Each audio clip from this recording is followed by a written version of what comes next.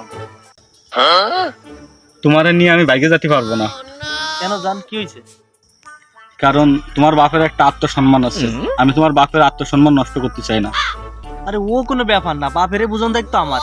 চলো দুজন বাইকে চলে যাই, যা বুঝন দরকার আমি বুঝবানি।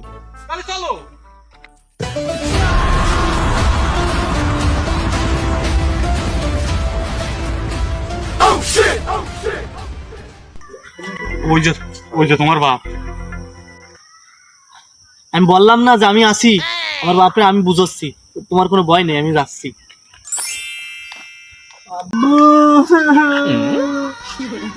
আমার কোনো দোষ নেই আব্বু, আমি স্কুলে ছিলাম, ও আমার জোর করে ধরে নিয়ে আইছে। আমি কেন মরি না?